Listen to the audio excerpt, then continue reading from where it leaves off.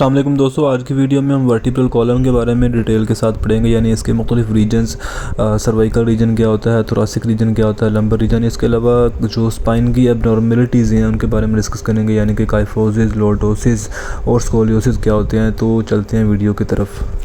अच्छा जी, वर्टिब्रल जो कॉलम है हमारा, इसे स्पाइन भी बोला जाता है। रीढ़ की हड्डी जिसे हम कहते होते हैं, बैक बोन, ठीक हो गया।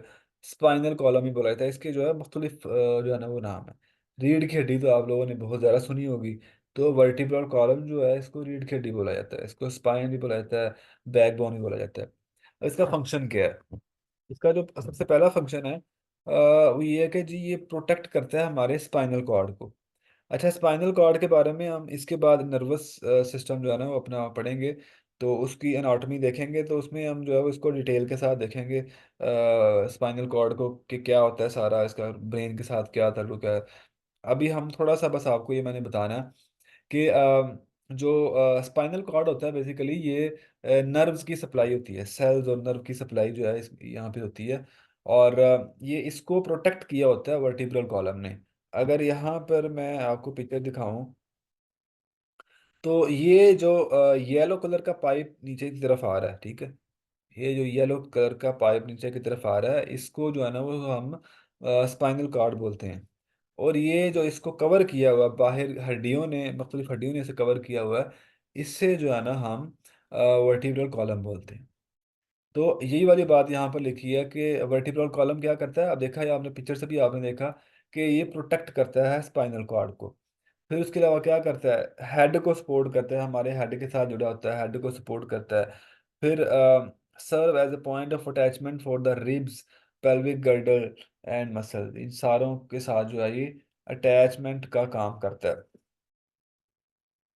अच्छा जी, vertebral column is curved to varying degrees in different location. ये बेसिकली जो है इसमें कर्व्स पाई जाती हैं। जो वर्टिब्रल कॉलम होता है हमारा, कर्व्स पाई जाती हैं, बिल्कुल स्ट्रेट नहीं होता।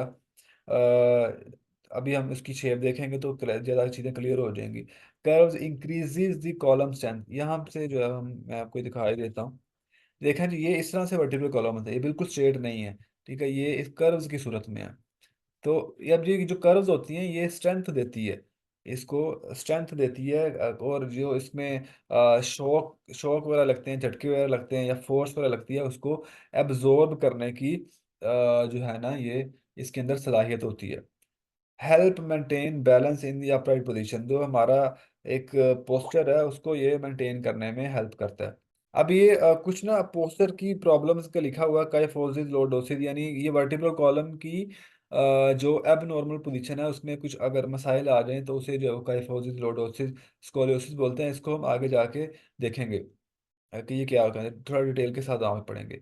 अच्छा जी, अब जो वर्टिब्रल कॉलम है ये इसमें जो है वो 26 हड्डियां पाई जाती हैं, ठीक है जी। 26 हड्डियां होती हैं वर्टिब्रल कॉलम में।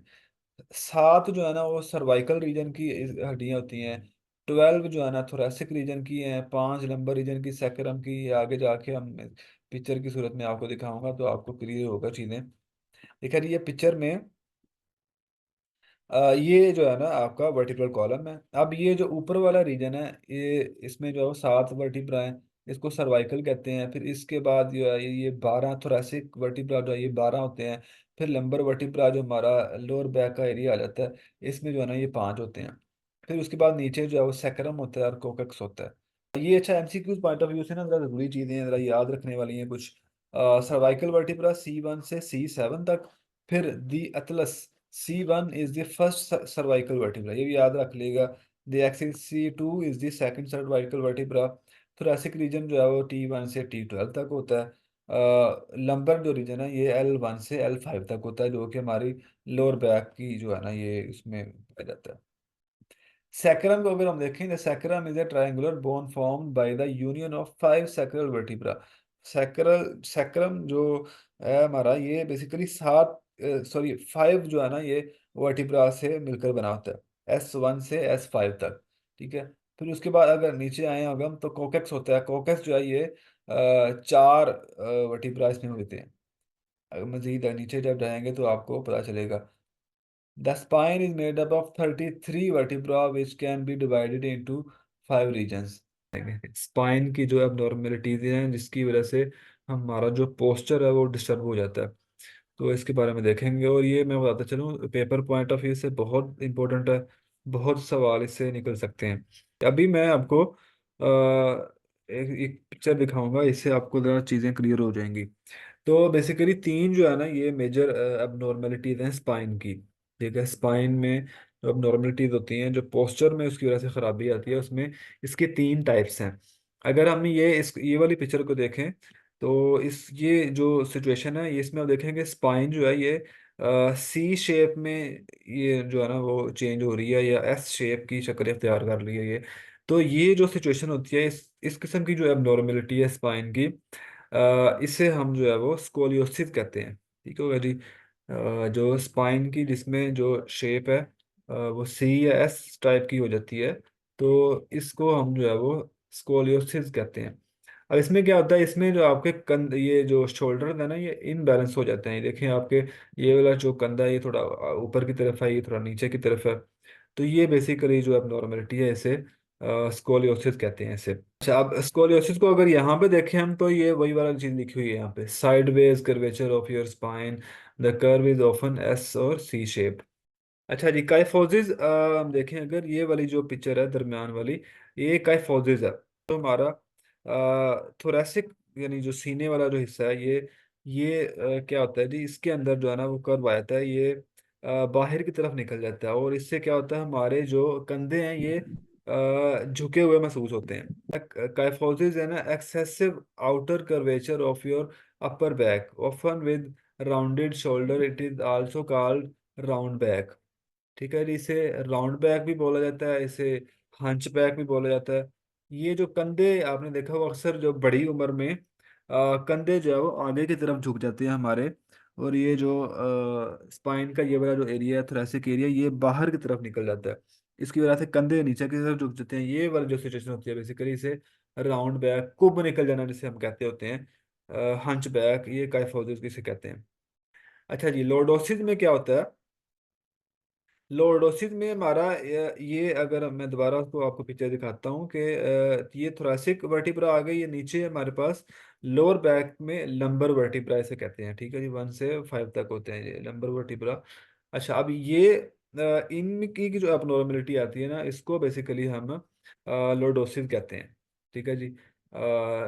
लंबर स्पाइन कर्व्स इनवर्ड, ये जो हमारा ये जो वर्टिब्राज हैं, ये अंदर की तरफ धंस जाते हैं। ठीक है जी, अंदर की तरफ धंस जाते हैं, ये इनवर्ड जो है ना ये मूव कर जाते हैं। अभी अगर इसको दोबारा यहाँ से देखें हम, तो लॉर्डोसिस इज आल्सो कॉल्ड स्वे बैक। लॉर्डोसिस को स्वे बैक भी जो है ना वो बोला जाता है। लोअर बैक का जो एरिया है, लंबर जो वर्टिब्रास का एरिया है, ये अंदर की तरफ जो है ना वो धंस जाता है। ज्यादा जो है वो अंदर की तरफ धंस जाता है, इसकी वजह से इस तरह से महसूस होता है जिस तरह आप किसी का पेट वगैरह निकला होता है, इस तरह से जो है ना वो महसूस होता है। अच्छा, अब इनकी कुछ वर्जिशें हैं, वैसे यहाँ पर मेंशन नहीं की हुई, लेकिन वैसे आपको बता रहा हूँ। कुछ डिफरेंट एक्सरसाइज हैं जो कि आप कर सकते हैं इसको पोस्चर को ठीक करने के लिए। ये उनमें कुछ एक्सरसाइजेज जो है जिस तरह पुशअप्स की एक्सरसाइज है वो कर सकते हैं। ठीक है, बारबल के साथ आप जो है वो बेंच प्रेस कर सकते हैं। फिर इसके अलावा और भी जो है वो डिफरेंट एक्सरसाइजेज हैं, शोल्डर शोल्डर प्रेस कर सकते हैं आप। ठीक है, अ, ये जो लटकने वाली होती है, बार के साथ लटकना है, वो वाली एक्सरसाइज कर सकते हैं। इसी तरह डिफरेंट जो है ना वो एक्सरसाइज हैं जो कि हम कर सकते हैं। ठीक है, इसको करेक्ट करेक्ट करने के लिए अपने पोस्चर को। अब ये पोस्चर की ये जो एबनॉर्मेलिटी है ये वाली, ये होती क्यों है? ये मोस्टली होती हैं या तो ये जेनेटिक प्रॉब्लम की वजह से हो सकता है, यानी पैदाइशी तौर पर जो है वो हो सकता है कि ये किसी को ये इशू हो। या फिर जेनेटिक तौर पर अगर नहीं है, तो हो सकता है कि एक ख़राब पोस्चर में मुसलसल बैठने की वजह से, यानी अगर आपके बैठने का काम है मुसलसल, और आप जो है वो ठीक पोस्चर में नहीं बैठ रहे, तो मुसलसल वो जो है ना उस ये चीज़ की वजह से आपको ये प्रॉब्लम फेस करना पड़ सकती है। फिर इसके अलावा ढलती उम्र के साथ जब एजिड हो जाता है इंसान, तो उस वक्त भी जो है ना आपके जाहिर सी बात है अज़ा उस तरह से काम नहीं करते, तो फिर जो है ना ये आपको इन मसाइल का सामना करना पड़ सकता है। फिर इसी तरह अगर आप कोई जूते इस तरह के पहनते हैं या लिबास इस तरह का पहनते हैं, उसकी वजह से भी जो है ये प्रॉब्लम्स आ सकती हैं। अब इसकी जो जिस तरीके से इसको ठीक रख सकते हैं हम, जो चीज़ें हम कर सकते हैं उसके लिए सबसे बेस्ट चीज़ एक्सरसाइज है। कि आप डिफरेंट एक्सरसाइजेस करें। तो उससे क्या होगा, हमारा पोस्चर ठीक भी रहेगा और हमारे मसल जो है वो एक्टिव रहेंगे, वो जो है वो उसकी वजह से हमारा पोस्चर जो है ना वो कायम रहता है। तो एक्सरसाइज बेस्ट चीज़ है। फिर उसके साथ ये है कि आप अपनी जो डाइट है, न्यूट्रिशन है, वो ठीक लें, ताकि आपकी जो ओवरऑल हेल्थ है वो ठीक रहे इससे।